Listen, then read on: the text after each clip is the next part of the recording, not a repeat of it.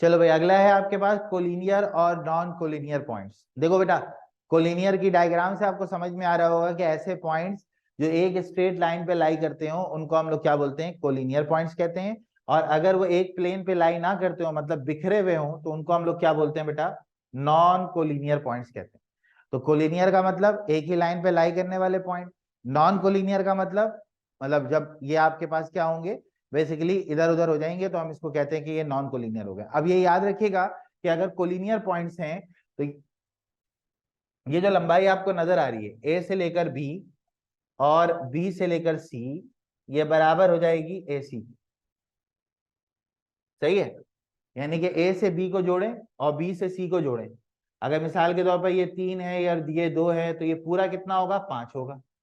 तो यही चीज यहाँ पे बोली जा रही है प्रूव करने के लिए, अगर ये एक लाइन पे होंगे तो ये काम होगा। मतलब पहले ए से बी की लंबाई निकालो, फिर बी से सी की निकालो, दोनों को जमा करोगे तो ए से सी की लंबाई निकल कर आ जाएगी।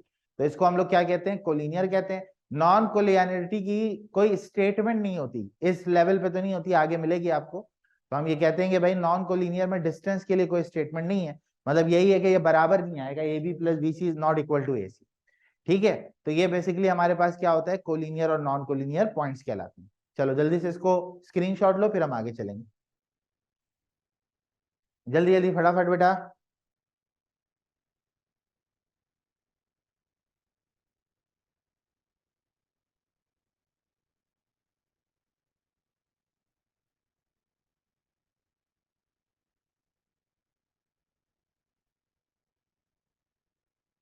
हाँ भाई डन, बेटा स्क्रीनशॉट लेके ना डन लिख दिया करो, ताकि मुझे पता चल जाए कि भाई तुम लोगों ने लिख लिया।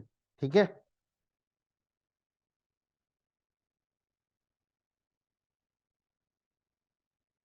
चलो नेक्स्ट पे आ जाओ, अगला देखो। हाँ बहुत ही इंपॉर्टेंट। देखो भाई, ये अगली जो टाइप है आपके पास, वो कौन सी टाइप है, इसको हम लोग कहते हैं भाई टाइप्स ऑफ ट्राइंगल। कितने ट्राइंगल नजर आ रहे हैं आपको, 3 तरह के ट्राइंगल नजर आ रहे होंगे, इक्विलेटरल, आइसोसेलेस, स्केलिंग। बहुत ही सिंपल सिंपल सी डेफिनेशन है, मैं आपको बिल्कुल 2 अल्फाज में समझा देता हूँ। देखिए सबसे पहला जो है आपके पास है equilateral, all sides are equal. All sides are equal. इसका बिल्कुल ऑपोजिट है scalene, all sides are not equal. All sides are not equal मतलब इसमें तीनों साइड की लंबाई बराबर होगी, ये 5 आया, ये भी 5 आएगा, ये भी 5 आएगा। सही है, लेकिन इसमें क्या होगा, एक 3 है, एक 2 है, तो एक 6 है। मतलब ये कि तीनों साइड अनइक्वल होंगे। आइसोसेलेस में कम से कम 2 साइडों की लंबाई बराबर होती है। सही है, मतलब 2 साइडें ही बराबर होंगी। आइसोसेलेस कहते ही उस सूरत में कि 2 साइडें आपकी बराबर हो जाए। कोई भी 2 साइड अगर बराबर होती है तो उस ट्राइंगल का नाम होता है आपके पास आइसोसेलेस। क्या कहते हैं हम उसको, आइसोसेलेस। इक्विलेटरल में all sides are equal, scalene में नो साइड्स आर इक्वल, और आइसोसेलेस में 2 साइडें आपके पास इक्वल होती। ठीक है, क्लियर हो गई बात। हाँ भाई, अलिशबा, जुनेद, निमरा, क्लियर है, आजेब, सही है बेटा। चलो चलो भाई नोट करो, आगे चलो, स्क्रीनशॉट ले लो।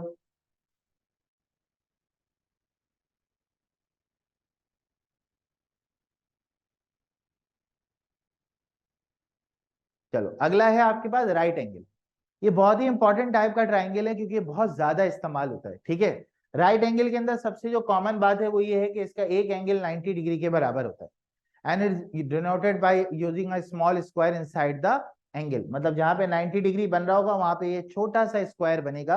इसका मतलब यहाँ पे जो एंगल है वो कितने डिग्री का बन रहा है, वो बन रहा है 90 डिग्री का। अच्छा, 90 के बिल्कुल सामने आपको नजर आ रहा होगा, इसको क्या बोलते हैं हम लोग, हाइपोटेनियस।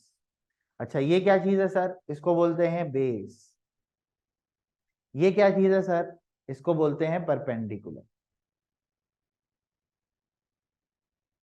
सही है, the longest side of a right angle triangle is called hypotenuse. It is the opposite side to the right angle. ठीक है, अच्छा अब इसमें बात करते हैं हम डिस्टेंस वाली स्टेटमेंट की, कि डिस्टेंस वाली स्टेटमेंट इसमें क्या होगी। तो याद रखिएगा, किसी भी राइट एंगल ट्राइंगल के अंदर जो हाइपोटेनियस का स्क्वायर होता है वो बराबर होता है B square plus P square, मतलब high blood pressure. Hypotenuse, H का मतलब हाई, बी का मतलब ब्लड, पी का मतलब प्रेशर। तो हाइपोटेनियस यहाँ पे अगर आप इसको ए ले लें, इसको आप यहाँ पे बी ले लें, इसको यहाँ पे आप सी ले लें, तो इसका मतलब हुआ ए बी का स्क्वायर, ए बी का डिस्टेंस निकालें या लंबाई निकालें, बी सी का स्क्वायर और सी ए का स्क्वायर, ये तीनों आपके पास बराबर, मतलब आपने तीनों लंबाई निकालनी है और लंबाई निकाल के यहाँ पे रख देना है। उससे आपको पता चल जाएगा कि भाई ये जो है वो राइट एंगल है या फिर नहीं है। ठीक है, चलो जल्दी से इसको नोट करो, फिर हम आगे चलते हैं फटाफट से। डन करो भाई जल्दी जल्दी।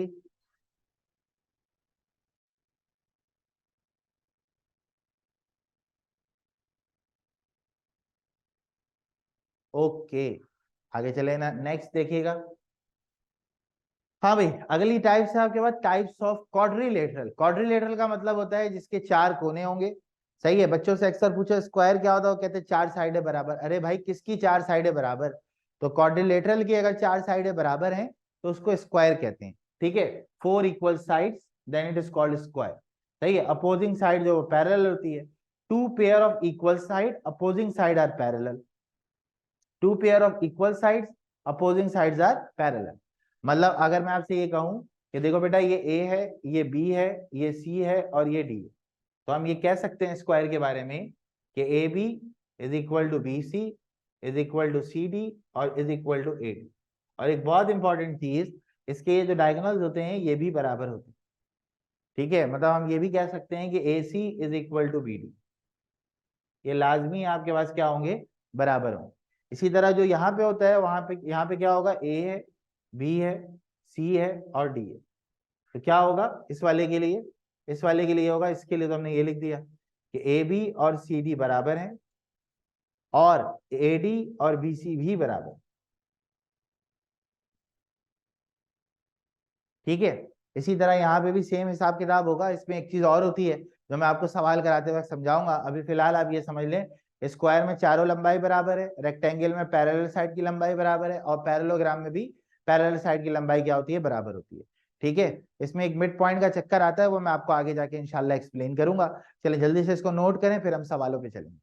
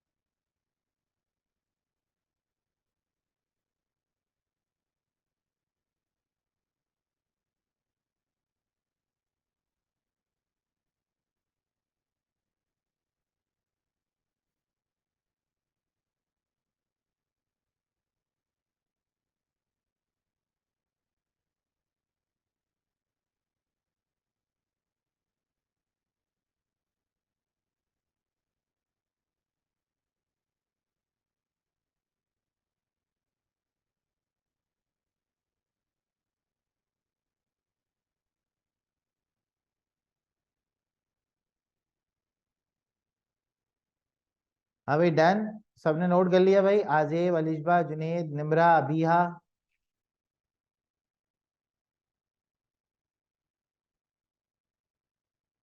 यस, ओके, चलो। चलो भाई, अब आपने करना ये है कि भाई आपने ये प्रूव करना है कि ये जो पॉइंट्स हैं ये आपके पास क्या है, कोलिनियर है। अच्छा, कोलिनियर की थ्योरी मैंने आपको बताई थी कि पॉइंट जो है ना वो एक ही लाइन पे लाई कर रहे हो। ठीक है, तो एक पॉइंट आप समझ लो ये हो गया, एक पॉइंट समझ लो ये हो गया और एक पॉइंट समझ लो ये हो गया। ठीक है, तो अब आपने यहाँ पे सिंपल सा एक लॉजिक इस्तेमाल करना है कि तीनों डिस्टेंस पहले निकालने हैं, उसके बाद फैसला करेंगे क्या करना है। ठीक है, देखो सबसे पहले तो तुम्हारे पास पी दिया हुआ है -3,4, क्यू दिया हुआ है तुम्हारे पास 2,6 और आर तुम्हें दिया हुआ है 0,2। डिस्टेंस फॉर्मूला तुम जानते हो, x2 माइनस x1 का होल स्क्वायर और y2 माइनस y1 का होल स्क्वायर। ठीक है, अब तुमने करना ही है भाई, डिस्टेंसेस निकालने हैं और निकालने के बाद तुमने इसको सिंप्लीफाई कर।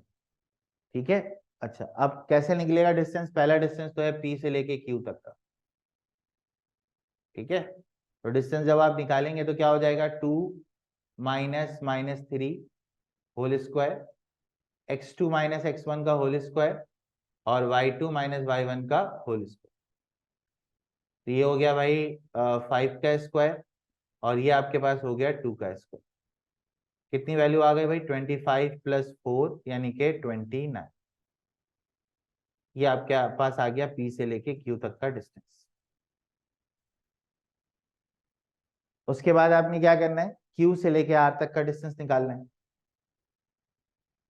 क्यू आर का जब डिस्टेंस आप निकालेंगे तो ये आपके पास हो जाएगा Q और ये R है, x2 माइनस x1 मतलब 0 माइनस 2 का स्क्वायर। उसके बाद क्या है, 2 माइनस 6 का स्क्वायर, माइनस 2 का स्क्वायर 4 हो जाएगा। अगेन 2 में से 6 निकालोगे 4, 4 का स्क्वायर हो जाएगा 16, अंडर रूट आ गया 20। ठीक है, and the last one is P Q हो गया, क्यू आर हो गया, पी से क्यू, क्यू से आर एंड देन अब पी से आर। तो पी से आर का जो आप डिस्टेंस निकालेंगे वो ये हो जाएगा आपके पास पी और ये आर, तो 0 माइनस 3 और 2 माइनस 4।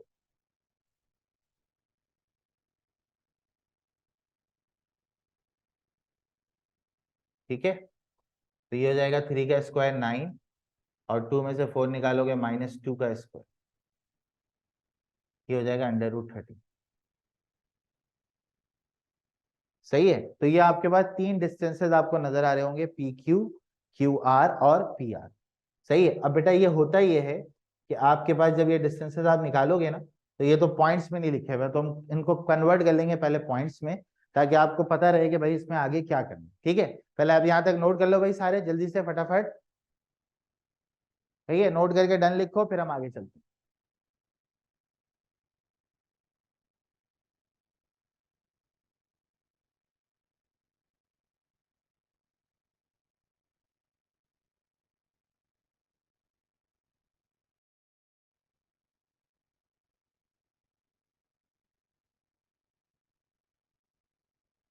तो ये भाई पॉइंट में आपके पास ये आंसर आ गए, क्या क्या आंसर आ गए आपके पास, एक आ गया 5.38, एक आपके पास आ गया 4.47 और एक आपके पास आ गया 3.60। ठीक है, एक मिनट मुझे दीजिएगा जरा, मैं क्वेश्चन को चेक कर लूं। क्वेश्चन मुझे लग रहा है कुछ गड़बड़ है शायद।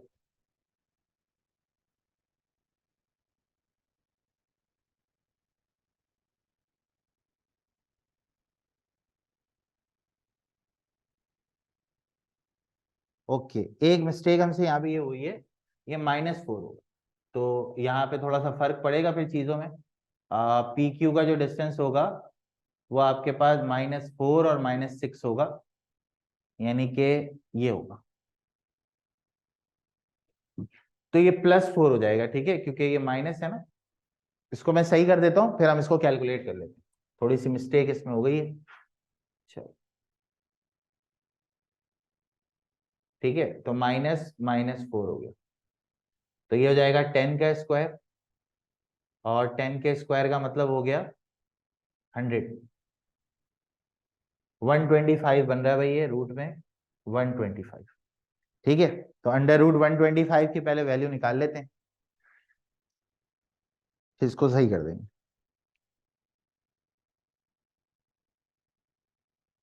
ये वैल्यू बन रही है आपके पास 11.18, 11.18। तो ये आपके पास बन गया 11.1। इसी तरह फिर क्यू आर का डिस्टेंस जो है वो चेंज नहीं होगा, वो वैसे ही रहेगा। पी और आर का डिस्टेंस चेंज होगा, तो ये आपके पास 2 माइनस -4, तो ये भी प्लस हो जाएगा बेटा, 2 + 4 यानी कि 6 का स्क्वायर प्लस 6 का स्क्वायर, 36 और 9 45 हो गया, 45 का मतलब हो गया अंडर रूट 45, 6.7।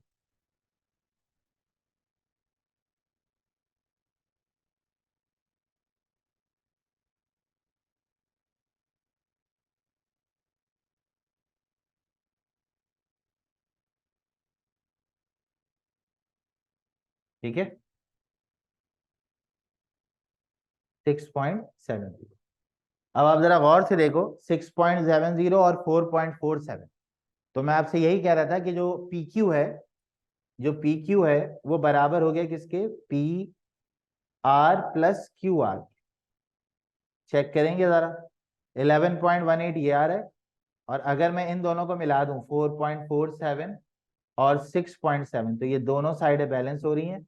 इसका मतलब ये हुआ कि ये पॉइंट्स कैसे होंगे बेटा, कोलिनियर।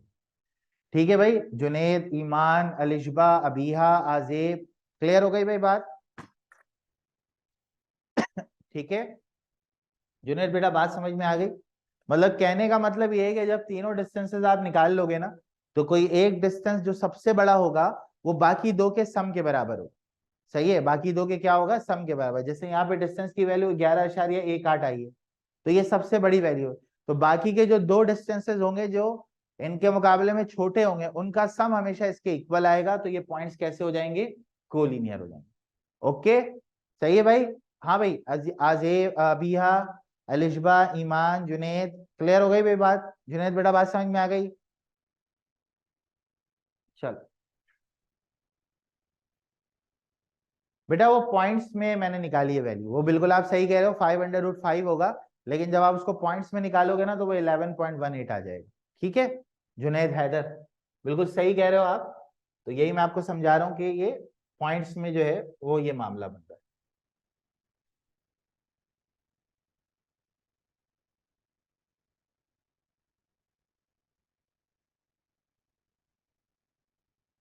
चलो भाई, जल्दी से स्क्रीनशॉट ले लो, स्क्रीनशॉट जल्दी से ले लो, फिर हम आगे चलेंगे अगले सवाल पे फटाफट से।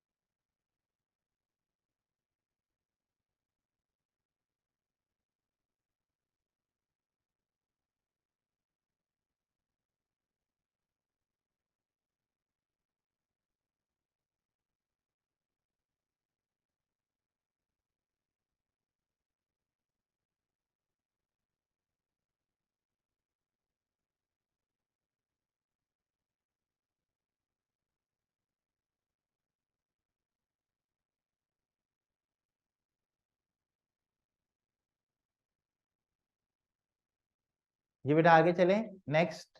सब बच्चों ने नोट कर लिया भाई, आजेब, ईमान, जुनेद, अभी अलिशबा, अबीहा, क्लियर है, आगे चलें। चलो भाई, अगला सवाल है तुम्हारे पास कि आपने ये प्रूव करना है कि ये कौन सा ट्राइंगल है, इक्विलेटरल ट्राइंगल है। बहुत ही आसान सा सवाल है, अभी लास्ट हम लोग करके भी गए। इक्विलेटरल का मतलब क्या होता है, all sides are equal. A, B और सी तीनों डिस्टेंस आप निकालेंगे, और तीनों के तीनों डिस्टेंस आपके पास इक्वल आने चाहिए। ठीक है, तो हम यहाँ पे सॉल्यूशन जो करेंगे वो इस तरह करेंगे कि भाई देखें, आपके पास ए जो पॉइंट है, एल जो पॉइंट है, वो 0,√3 है।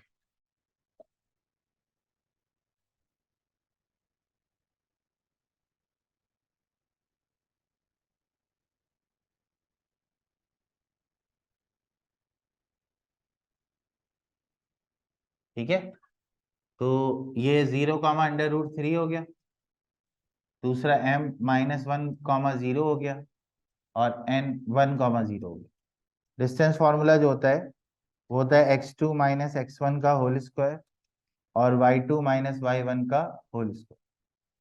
ठीक है, तो अब जस्ट सिंपल आपने डिस्टेंसेस निकालने हैं और निकाल के यहाँ पे प्लॉट कर। ठीक है ना, तो डिस्टेंस पहला कौन सा निकालोगे, एल से एम का निकालोगे। ठीक है, तो बेटा x2 - x1 है, तो Y x2 - x1, -1 -0, y2 - y1 मतलब 0 - √3।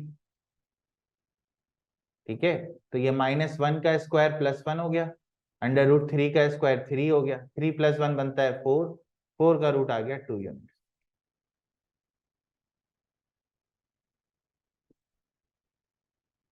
सही है, इसी तरह अगला डिस्टेंस निकालेंगे m से लेके n तक का।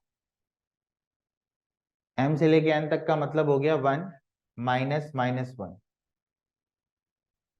और इसी तरह y2 माइनस y1 मतलब 0 माइनस 0 का स्क्वायर। देखो अब माइनस माइनस प्लस हो गया, 2 का स्क्वायर हो गया, स्क्वायर से रूट कट जाएगा, answer is 2 units. And the last one, L से एम निकल गया, एम से एन निकल गया, अब आखिरी निकालेंगे हम लोग। सॉरी, ये एल होगा, ये एम होगा और ये एन होगा। इसको सही कर लें डायग्राम में। तो ये बना एल, ये बना एम और ये बना, सही है। और लास्ट डिस्टेंस हम निकालेंगे, एल से एम हो गया, एम से एन हो गया, एल से एन निकालेंगे। ठीक है, एल से क्या निकालेंगे, एन निकालेंगे। एल से एन का मतलब हुआ ये दोनों डिस्टेंस निकालेंगे, यानी 1 माइनस 0 और 0 माइनस रूट 3। तो आपको ये बात अच्छी तरह पता है, 1 का स्क्वायर 1 होगा, ये 3 हो जाएगा, ये 4 हो गया, 4 का मतलब 2 यूनिट्स। नजर आ रहे हैं भाई, तमाम के तमाम लेंथ बराबर आ रहे हैं। तो आप यहाँ पे लिखिएगा एल एम बराबर एम एन बराबर एल एन।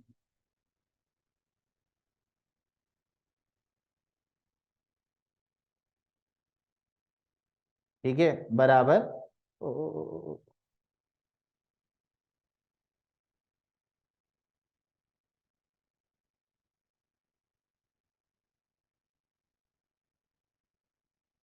L N.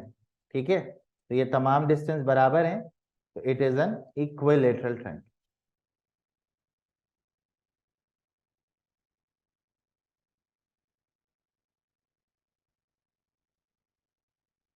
सही है भाई, चलो जल्दी से नोट कर लो फिर आगे सारे के सारे डिस्टेंस हमारे पास क्या आ रहे हैं, इक्वल आ रहे हैं। चलो जल्दी से नोट कर लो, आगे चलेंगे फिर। 5 मिनट का ब्रेक है, जल्दी से सारे कंप्लीट कर लो इसको।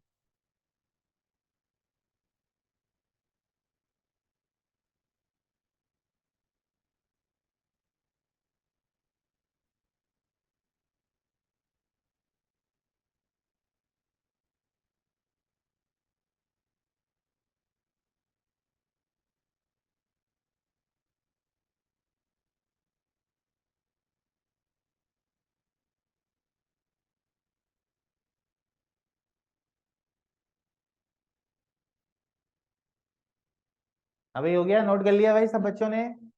हाँ भाई, जुनेद, अलिशबा, अबिहा, आप लोगों ने नोट कर लिया भाई? चलो आगे चलते हैं बेटा, नेक्स्ट। अगला सवाल देखिएगा, अगले सवाल में बोल रहा है कि इक्विलेटरल ट्रायंगल को बना रहा है, आपने ये बताना है कि इसके के की वैल्यू क्या होगी। काफी अच्छा सवाल है ये, 3,1, 9,1 और 6, ठीक है। थोड़ा सा लंबा भी है और थोड़ा सा अच्छा सवाल भी है, इन द सेंस आपने इसको सॉल्व करना। देखो बेटा, सबसे पहले तो आपने यहाँ पे कोऑर्डिनेट्स लिखने होते हैं, 3,1 हो गया, उसके बाद 9,1 हो गया, उसके बाद 6, हो गया। अब हमें ये मालूम है कि फोर इक्विलेटरल ट्रायंगल, अगर इक्विलेटरल ट्रायंगल की आप बात करें, इक्विलेटरल ट्रायंगल में हमारे पास क्या होता है, तमाम साइडों की लंबाई बराबर होती है, यानी कि ए बी बराबर होगा बी सी बराबर होगा सी ए के। तो बच्चों बहुत ही सिंपल सी लॉजिक है कि डिस्टेंस फॉर्मूला जो होता है वो क्या होता है, x2 माइनस x1 का होल स्क्वायर और y2 माइनस y1 का होल स्क्वायर। ठीक है, ये हमारे पास होता है डिस्टेंस फॉर्मूला। अब इस डिस्टेंस फॉर्मूले के मुताबिक आपने यहाँ पे सवाल को सॉल्व करना है। पहला आप जो डिस्टेंस निकालेंगे वो ए से बी का निकालेंगे, दूसरा बी से सी का निकालेंगे, तीसरा सी से ए का निकालेंगे, और ये तीनों डिस्टेंस आपस में बराबर होंगे। और ये सवाल आपको स्कूल में नहीं कराया जाएगा, क्योंकि ये सवाल है थोड़ा सा लंबा, और लंबा भी है और कॉन्सेप्चुअल सवाल भी है। ठीक है, चलें देखें, x2 माइनस x1 और y2 माइनस y1, पहले वाले की बात कर रहा हूं मैं, 9 माइनस 3 का स्क्वायर और 1 माइनस 1 का स्क्वायर, ये हो गया यहां से खत्म। उसके बाद 6 माइनस 9 का स्क्वायर और k माइनस 1 का स्क्वायर, ये यहां से खत्म। इसी तरह पहले और आखिर वाले का कर लें तो 6 माइनस 3 का स्क्वायर और यहाँ पे हो जाएगा k माइनस 1 का। ठीक है, तो 9 माइनस 3 6 हो गया, 6 का स्क्वायर हो गया 36, ये तो खत्म हो गया समझ लें। उसके बाद यहाँ पे 6 में से 9 निकालोगे 3, 3 का स्क्वायर हो गया 9, और ये हो गया k स्क्वायर माइनस का 2k प्लस का 1। इसी तरह इसको करोगे तो 6 में से 3 गया 3 हो जाएगा, 3 का स्क्वायर क्या हो जाएगा 9 हो जाएगा, और 9 और यहाँ पे हो जाएगा के स्क्वायर माइनस का 2k प्लस का 1। ठीक है, अब देखो ये रूट निकला 6 हो जाएगा, ये के स्क्वायर माइनस का 2k प्लस का 10 हो गया, यहाँ पर भी के स्क्वायर माइनस का 2k प्लस का 10। ठीक है,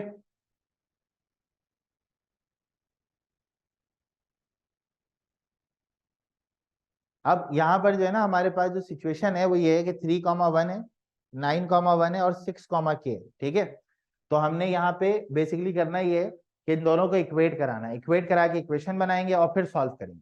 तो अगर मैं इन दोनों को इक्वेट करा दूं तो के स्क्वायर माइनस का 2k प्लस का 10 इज इक्वल टू हो गया 6। तो K square minus 2k 10 minus 6 is equal to 0। तो के स्क्वायर माइनस का 2k प्लस का 4 इज इक्वल टू 0। तो इसमें फैक्टर बनने की कोई गुंजाइश है नहीं यहाँ पर, सही है, फैक्टर मेरे ख्याल से यहाँ पे नहीं बनेंगे क्योंकि 4 1 जा 4 हो रहा है, तो अगर मैं 4 1 जा 4 करूंगा तो ये ब्रेक यहाँ पर नहीं होगा, तो इसीलिए यहाँ पे क्वाड्रेटिक फॉर्मूले का इस्तेमाल होगा। ए की वैल्यू 1 हो जाएगी, बी की वैल्यू -2 हो जाएगी और सी की वैल्यू 4 हो जाएगी। ठीक है बच्चों, यहाँ पे आपने क्वाड्रेटिक फॉर्मूले का इस्तेमाल करना है, minus B plus minus under root of B square minus 4ac divided by 2। B की जगह पे आप रखेंगे -2, अगेन यहाँ पे बी की जगह पे -2 और ए की जगह पे 1 और सी की जगह पे 4 डिवाइडेड बाय 2 इंटू 1 हो जाएगा। तो आपके पास ये जो बनेगा वो बनेगा 2 प्लस माइनस 2 का स्क्वायर 4 हो गया, 4 4 का कितना हो गया 16 हो गया, डिवाइडेड बाय 2। ठीक है, चलो यहाँ तक पहले नोट कर लो जुनेद और अभिया फटाफट।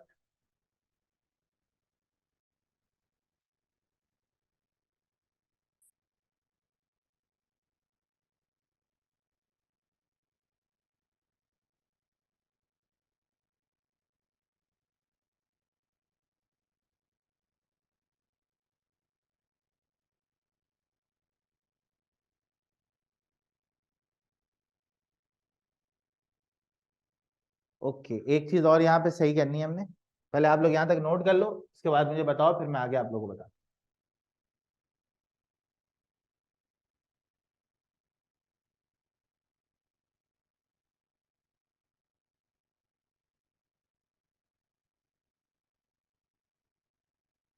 हाँ भाई, यहाँ तक नोट करके मुझे बताओ जल्दी से, शाबाश। फिर मैं आगे आप लोगों को बताता हूँ कैसे इसको आगे हम प्रोसीड करेंगे सवाल। क्वाड्रेटिक फॉर्मूला यहाँ पे पूरा आएगा ही। ठीक है, जल्दी से नोट करो बेटा, नोट करके मुझे बताओ। अलीशबा दोबारा आगे, बेटा आपका इंटरनेट मसला कर रहे हैं क्या अलीशबा?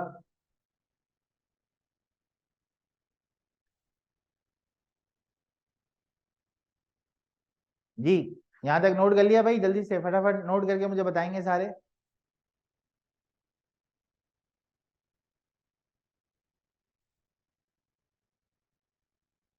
हाँ भाई, जुनेद अलीशबा अभिया, बेटा आप लोगों ने नोट कर लिया हो तो मुझे बता दें ताकि फिर हम आगे चलें।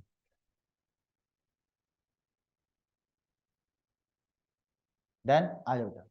देखो भाई, यहाँ पर हमारे पास नाउ आप कंसीडर करोगे कि 6 जो है वो बराबर है के स्क्वायर माइनस का 2k प्लस के 10 के। स्क्वायरिंग ऑन बोथ साइड करना हमने स्किप किया था लास्ट गलती से। ठीक है, तो 6 का स्क्वायर हो गया, यहाँ पे क्या हो जाएगा आपका के स्क्वायर माइनस का 2k और प्लस का 10। स्क्वायर से रूट आपका कैंसिल हो जाएगा। ठीक है, तो यहाँ पे आपके पास क्या हो जाएगा, यहाँ पे आपके पास हो जाएगा के स्क्वायर माइनस का 2k प्लस का 10 और इधर हो जाएगा 36। इसको इधर ले आए तो के स्क्वायर माइनस का 2k माइनस का 20 प्लस का 10 माइनस का 36 इज इक्वल टू 0। तो अब जो फाइनल क्वाड्रेटिक बनेगी वो बनेगी के स्क्वायर माइनस का 2k और माइनस का 26 इज इक्वल टू 0। अब इसमें जो है ना भाई, इसमें आपके पास मामला ये है कि इसमें आपके पास क्वाड्रेटिक इक्वेशन जो है ना वो इस्तेमाल होगी। ठीक है, तो हम क्वाड्रेटिक यहाँ पे लगाएंगे और क्वाड्रेटिक लगाने के लिए जो है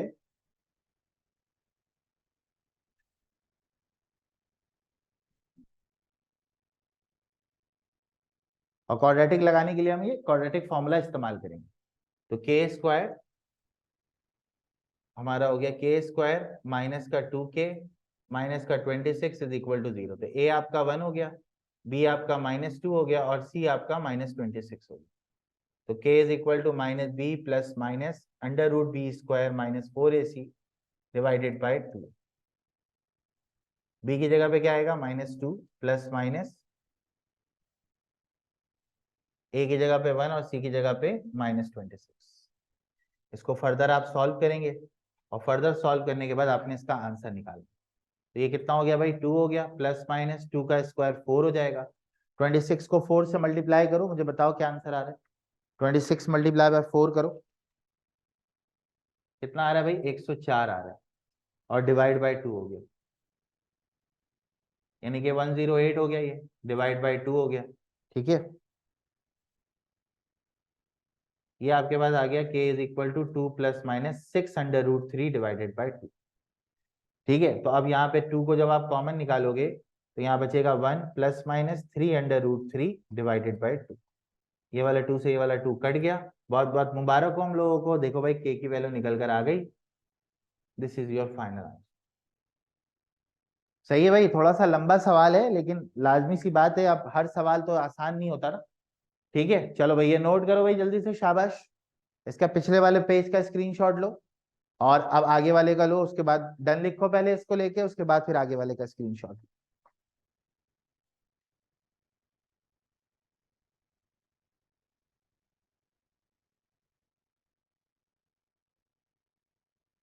हाँ भाई डन, ये वाला पेज डन हो गया भाई। हाँ भाई जुनेद बेटा नोट कर लिया तुमने।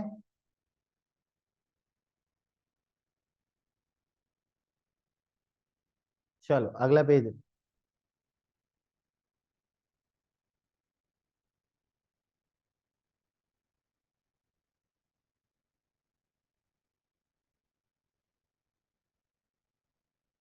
हाँ भाई डन भाई, अभी यहाँ अलिशबा जुनेद बेटा ये बताओ तुम लोग के स्कूल में पेपर हो रहे हैं क्या या हो गए? स्कूल्स में पेपर हो रहे हैं या हो गए? अलिशबा, जुनेद, अबिया।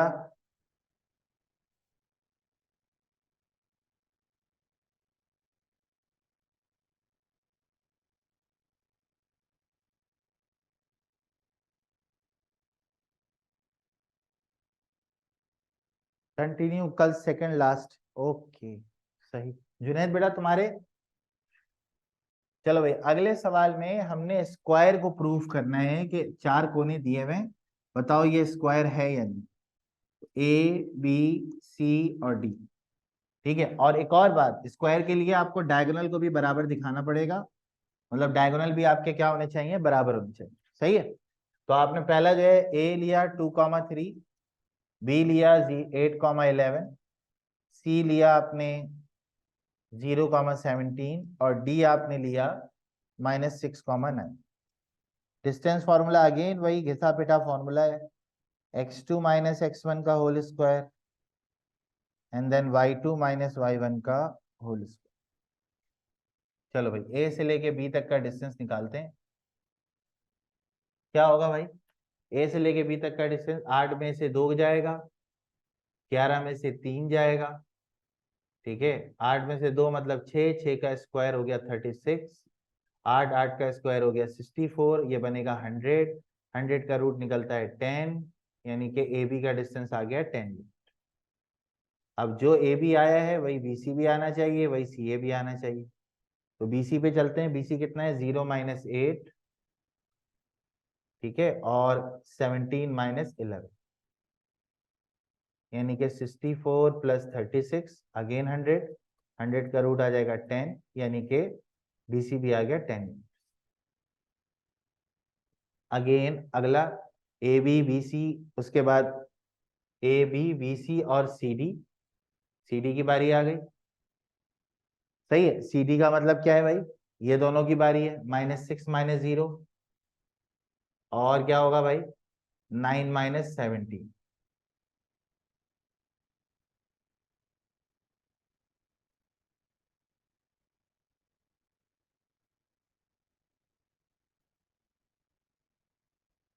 9 - 17,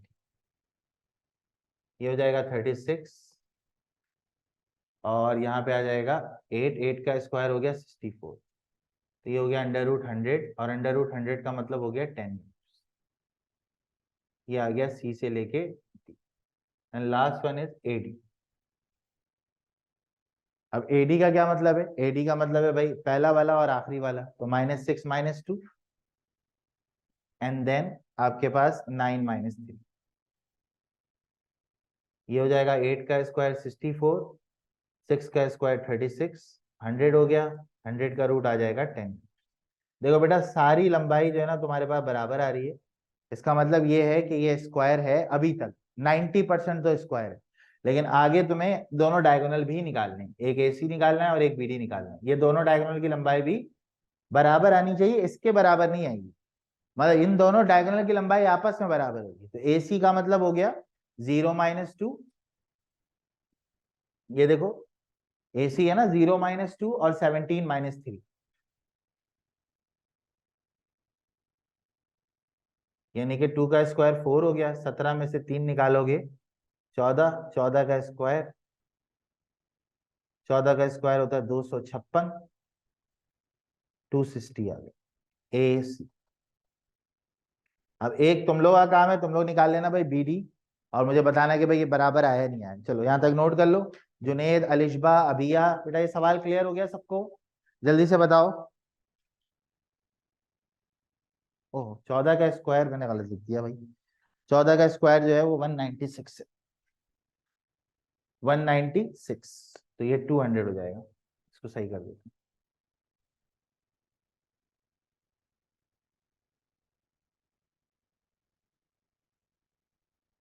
सही है 196 और ये हो गया 200।